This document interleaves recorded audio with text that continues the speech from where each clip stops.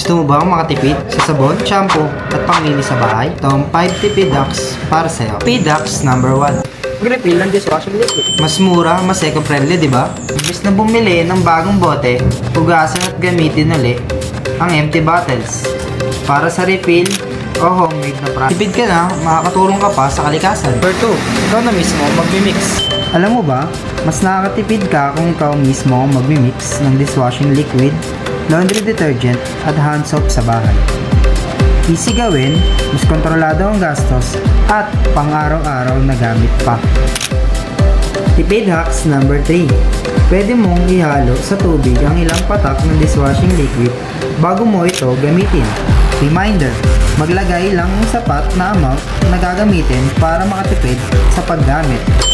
Tipid hacks number 4, buy a gallon or a liter. Mura in the long run pag marami ang binili.